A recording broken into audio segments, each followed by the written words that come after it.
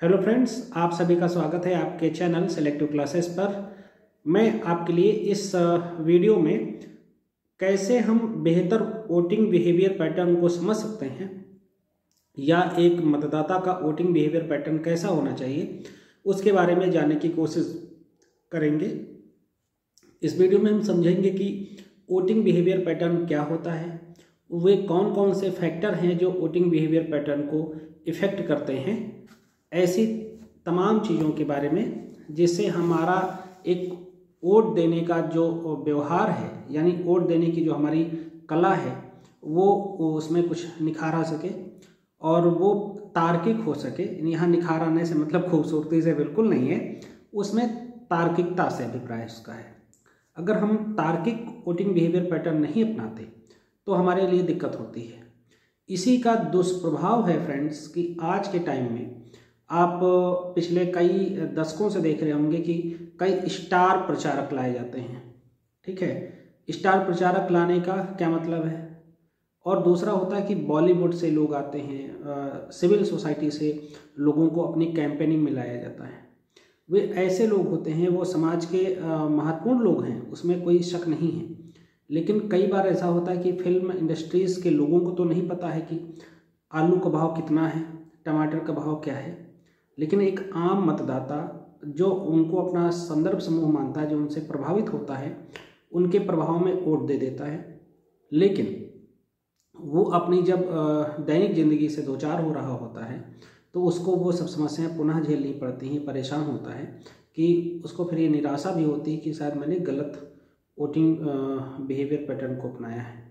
तो मासेस को ये सदैव रेशनल होना चाहिए, अपने ज़मीन से जुड़े नेता को वोट देनी चाहिए जो उनकी प्रॉब्लम्स को आइडेंटिफाई करता हो और सही से उनके प्रति उसका कंसर्न हो, जो उसको सॉल्व करने की क्षमता कहीं ना कहीं रखता हो, प्रयास करता हो। हमारा ये जो प्रयास है कि आप हर पार्टी के लोगों को जिनको आप पसंद करते हैं उन्हें वोट दीजिए। किसी पार्टी विशेष के लिए कोई एक प्रति भी झुकाव नहीं है। बस हमारा ये एक पॉलिटिकल सोशियोलॉजी की एक सीरीज है जिसको मैं इस दौरान चला रहा हूँ, जिसमें मैं 4-5-6 वीडियो आप सभी के सामने लेकर आऊँगा। तो जो मतदान व्यवहार है ये इतना इम्पॉर्टेंट, इतना जो है रेलेवेंट कैसे है, हमें इसको समझना चाहिए। जैसे कि हमने आप लोगों के सामने कल पॉलिटिकल कल्चर के बारे में बताया था कि व्हाट इज़ पॉलिटिकल कल्चर, है ना। पॉलिटिकल कल्चर से आप लोग समझ गए कि हमारे देश में या अन्य देशों का मैंने तुलना उसमें नहीं किया था कि किस प्रकार की राजनीति इस दौरान हो रही है और उसके चलते क्या क्या समाज में नए मुद्दे, एक नई चुनौतियां उभर कर आई हैं। एक मतदाता के तौर पर हमारी क्या जिम्मेदारी है, एक पॉलिटिकल पार्टी के तौर पर राजनीतिक दलों की क्या जिम्मेदारी है, उसकी बात मैंने करी थी।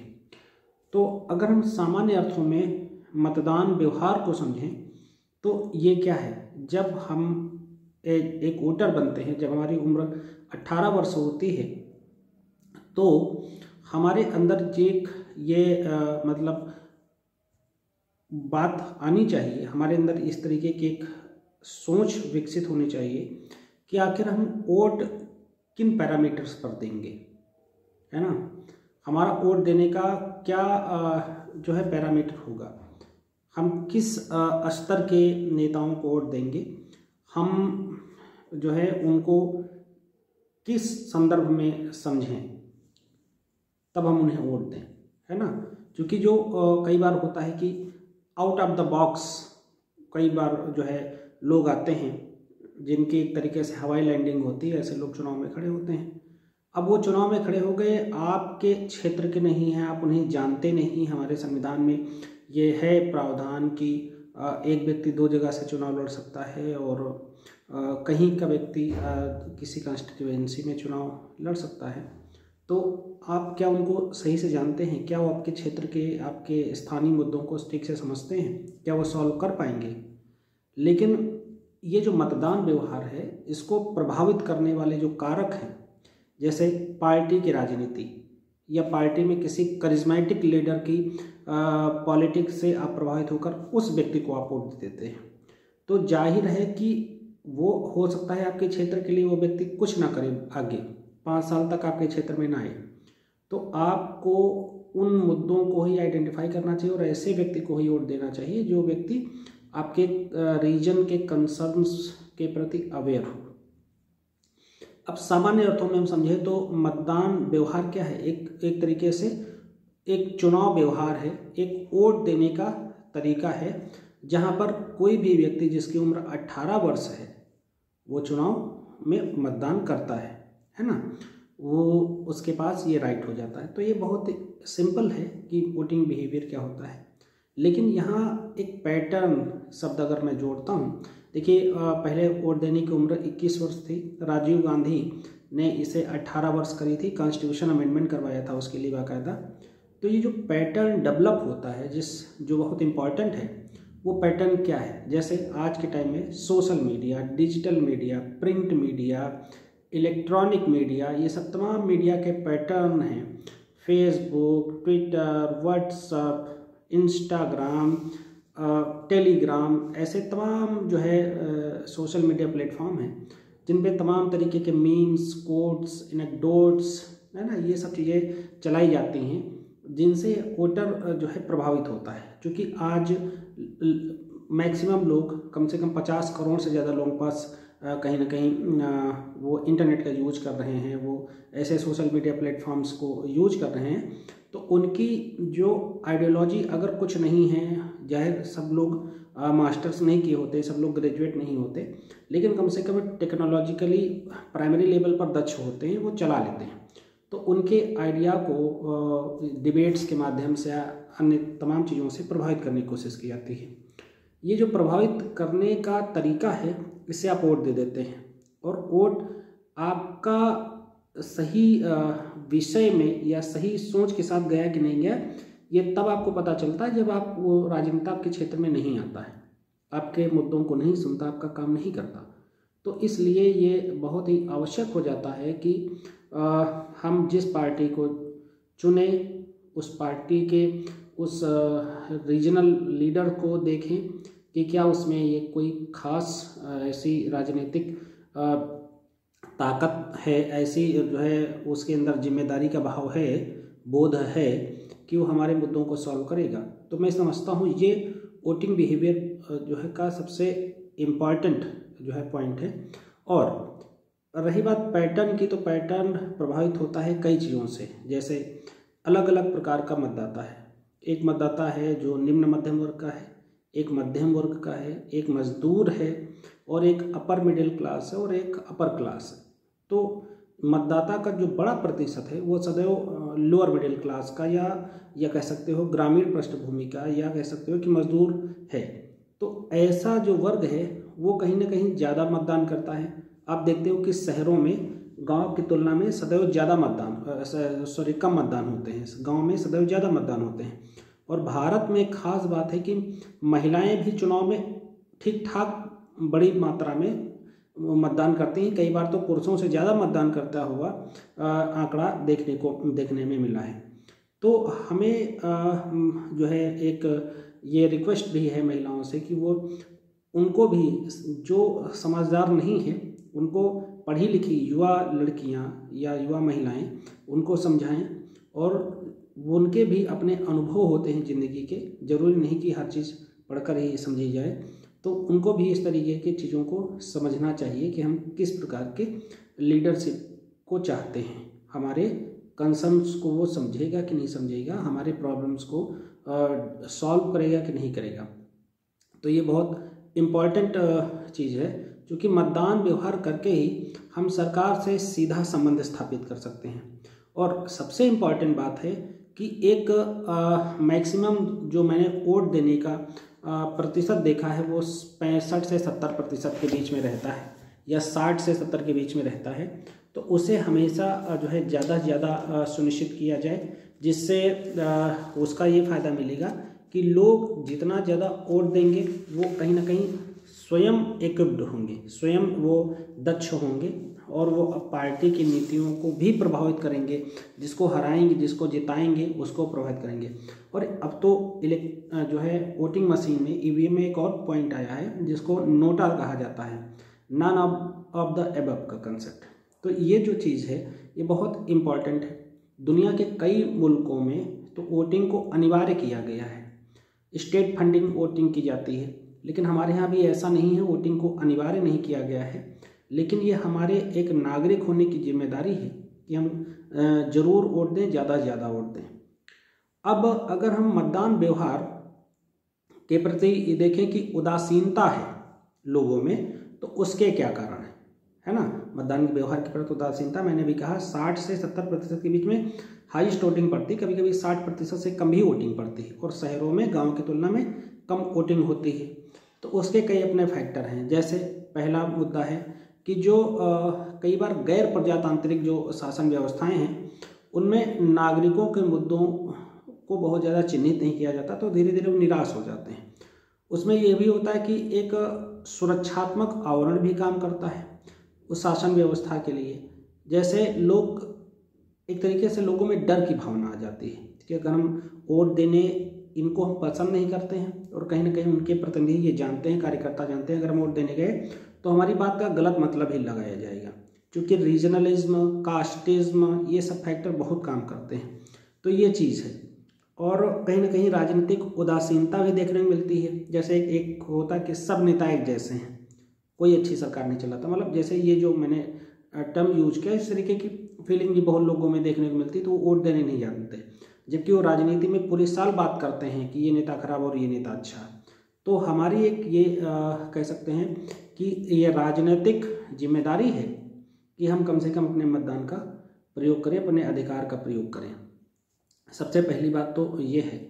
दूसरी इम्पॉर्टेंट अगर बात कही जाए तो उसमें यह है कि जो सरकार है उसकी कार्यकुशलता, उसकी दक्षता और उसमें अटूट विश्वास होने के कारण भी लोग पक्षपाती अक्सर हो जाते हैं, है ना। तो वो एक ही खास पार्टी को लगातार वोट देते हैं, उसकी आइडियोलॉजी से इतना जो है ज़्यादा प्रभावित होते हैं। तो ऐसे हर पार्टी में, जैसे भारत में 2 सबसे बड़ी पार्टियां, उनमें ऐसे वोटर्स पाए जाते हैं जो जिनको फिक्स वोटर कहा जाता है। मोबिलाइज वोटर वो होते हैं जो अपनी मांगों को ज़्यादा ध्यान में रखते हैं और उसके हिसाब से वो टर्न होते रहते हैं। तो उन्हीं के प्रति जो पार्टी है ज़्यादा उसके कंसर्न्स होते हैं कि हम उनको कैसे साधना है।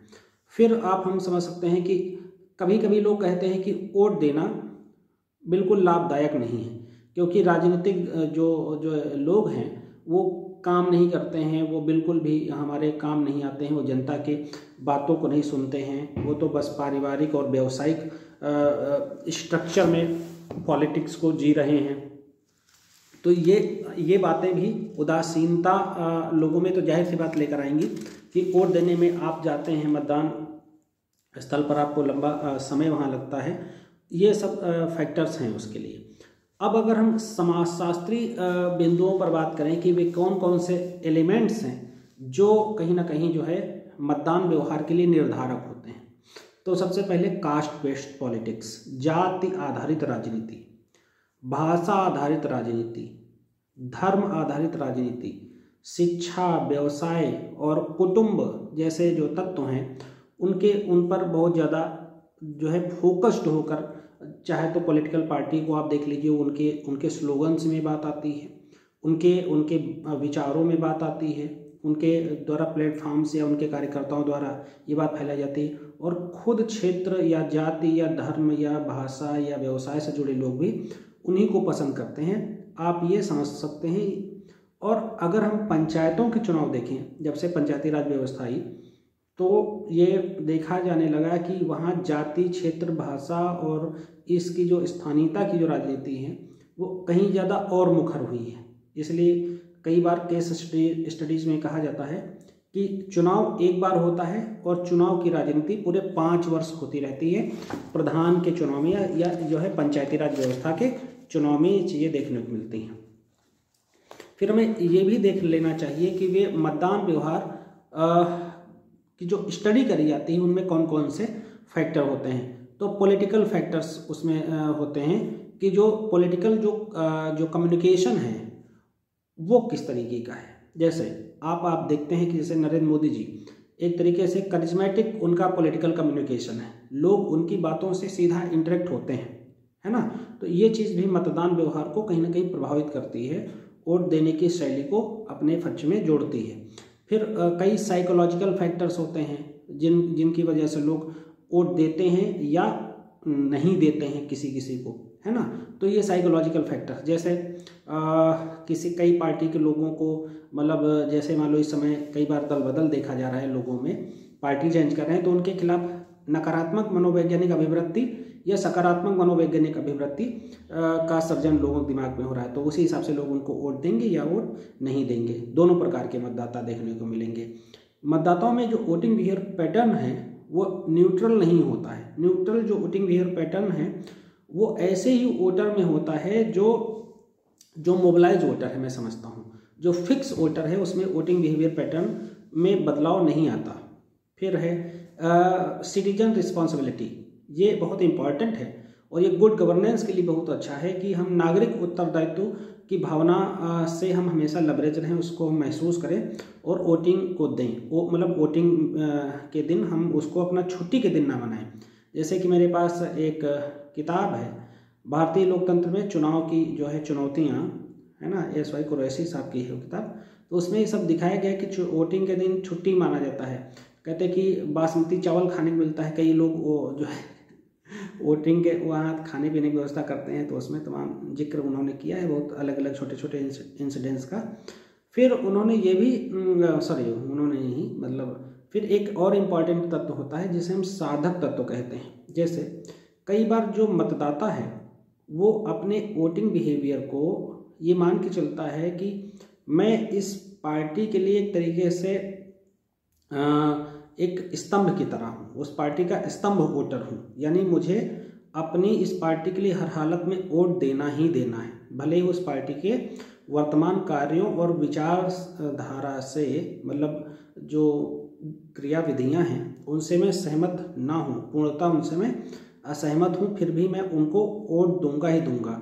चूँकि मैं पार्टी की मुख्य राजनीति या उसके जिस जाति या धर्म की राजनीति करती है, मेरी भावना उसके प्रति कहीं अधिक गंभीर है।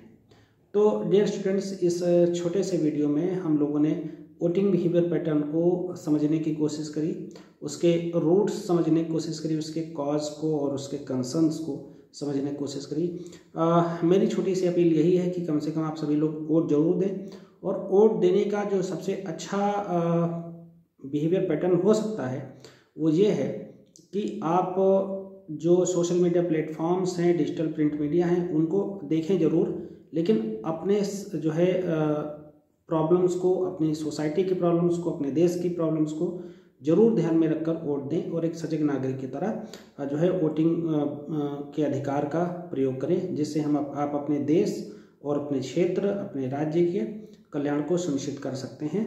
और आप खुद एक दबाव समूह के रूप में हैं, एक वोट मतदाता के तौर पर, तो कम से कम लोकतंत्र में जो जनता के लिए, जनता के द्वारा जनता का शासन है, उसकी संकल्पना आप खुद ही सुनिश्चित कर सकते हैं, बनाए रख सकते हैं। तो उसके लिए आपकी जिम्मेदारी भी बनती है कि आप इसका अनुपालन करें।